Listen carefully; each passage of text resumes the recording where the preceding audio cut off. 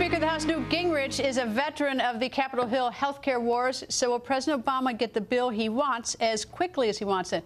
And what does Speaker Gingrich think about the Democrats' plan? Speaker Gingrich joins us live. Nice to see you, Mr. Speaker. Good to be here. First of all, let's do some big picture questions. Do we need healthcare reform in your Absolutely. opinion? Okay. We need health reform. All right. What do you think about the three different plans that are sort of weaving its way through Congress? Well, I mean, the liberal plan in the House makes no sense at all. It has no reform of costs. It is a massive increase in spending. It is much bigger government, and it will kill jobs. Now, in an economy that's moving towards 10% unemployment, where the Federal Reserve warned last Thursday that we may have 5 years with no net new jobs. Think about that. 5 years trapped at 8, 9, 10% unemployment with no net new jobs. I can't imagine, it's almost suicidal to think about passing a giant tax increase spending bill to further crush the economy.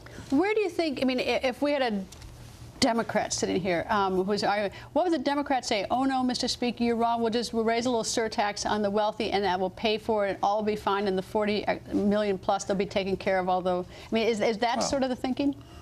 Well, I don't know what the thinking is. I do know that the administration, the director of the budget admitted yesterday that there's $239 billion in deficit in the bill that they're not counting. That's because they're using it to pay doctors to get the AMA, the American Medical Association, to support the bill. I do know that the director of the Congressional Budget Office testified in the Senate that not only is there not anything which reduces cost in this bill, it will actually raise the cost of health care. And that's the director of the Congressional Budget Office. I do know that if you want to create jobs in America, and I'm doing a press conference tomorrow at the National Press Club tomorrow morning for American Solutions on 4 major tax cuts, because if you want to, this is what I find so difficult to understand. If you want to create jobs in America, you want to help small business.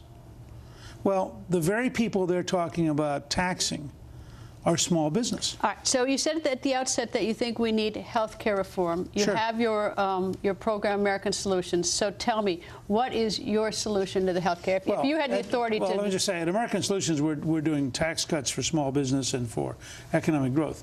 I also founded the Center for Health Transformation, and Nancy Desmond is the president of it. Dave Merritt is the public policy vice president. 3 or 4 quick things. Jim Farroga at the Center for Health Transformation just published a book last Friday, which is available online, called Stop Paying the Crooks. We think there's between $70 and $120 billion a year in fraud and corruption in Medicare and Medicaid. Incompetence or actually fraud, where people try to cheat? Well, let me give you 2 examples. A dentist in New York who filed 982 procedures a day. Now, but a computer should pick that one up. It's all paper. But I mean, that should be mechanized. I mean, yeah, I got stopped in India when I used my American Express 3 times because at the same store I happened to buy 3 different things. And you know what that teaches you? And when I got back here, I had a light on my telephone saying I'd used my American Express 3 times. Right. You know what that teaches you? What? The U.S. government doesn't run American Express yet. They may. But if they do, they won't be able to catch. But the first point is exactly what you just said. A competent government would be able to run Medicare and Medicaid. First example from the New York Times, which estimates that 10% of all Medicaid in New York State is fraud. That's $4.4 billion a year in New York State alone. Second example, 5 pizza parlors in South Florida file as HIV/AIDS transfusion centers and get paid. But I mean, that's called theft. Okay. Yes, I agree. But so our first point is, you want real health reform. How about if we save $70 to $120 billion a year by no longer paying the crooks? All right, what do we need to put a whistleblower provision in so that you have to go to an electronic health system. You have to hire a company like TSYS or American Express, somebody whose specialty is monitoring transactions, and you have to pull up all the. Another example. You know, the funny is they stopped my 3rd transaction in India because they couldn't figure out why someone was buying 3 things in the same store. They stopped my 3rd transaction. Let me give you a similar example. The last director of the Center for Medicare and Medicaid Services pointed out they'd found one case where a doctor had filed for 4 colonoscopies on the same person in one day. Now, my reaction was, I certainly hope that that's fraud. I wasn't going to say anything about that one. I wasn't going to even go any. I was just going to let you do it. You have that But we also have a very bold proposal in the Alzheimer's study group and the Alzheimer's solution group, which Michelle Stein leads. We've had 3 Nobel Prize winners and 125 other neuroscientists who have told us that they believe if we put the right investment in Alzheimer's, we will get a cure between 2020 and 2025. Alzheimer's is a $20 trillion cost to the federal government between now and 2050, and enormously painful for every family involved, and a big cost to state government, and a big cost to private families.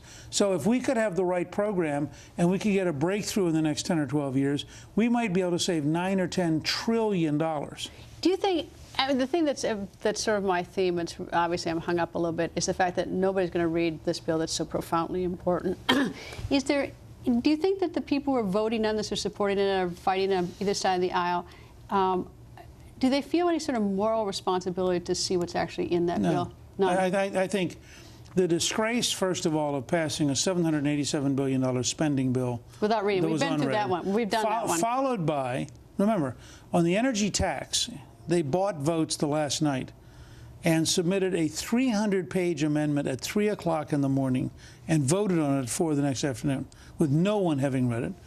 This bill is already 1,000 pages long. Several Blue Dog Democrats went down to the White House to negotiate today. The White House is trying to find a way to buy them off. My guess is that you might well see a 500-page amendment at 5 o'clock in the morning next week before they vote at 10 or 11 in the morning. Well, I'm hoping that the president, when he gets up to give his press conference tomorrow night, tells the American people that he's going to insist that people who are actually voting on this read and make a learned judgment whether it's good or bad, and not just shove it through and shove it down our throats. I wish the president would say 3 things tomorrow night, which I'm afraid none of which I think he'll say. My newsletter tomorrow lists 10 questions the White House press corps ought to ask him. But I wish he'd say 3 things. I wish he'd say, first of all, we're going to slow down. This is life and death for individuals. Could be life and death for the country. It's the largest sector of the economy. We shouldn't ram something through we don't understand. Or haven't read. I haven't read. Yeah. But first of all, let's slow down and get it done over the next 5 or 6 months, not over the next 10 or 12 days. Second, I wish the president would say he's not going to insist on a left-wing bill that raises taxes, increases government. He's prepared to sit down with the Republicans and the Democrats together to be genuinely bipartisan. And third, I wish he would take this Federal Reserve report that says we're going to get no new net jobs for 5 years and say, you know, faced with that, let's rethink our priorities, because our #1 priority should be jobs here, jobs now. It shouldn't be, you know, let's get around to it someday after the energy tax and after health and after this and after that.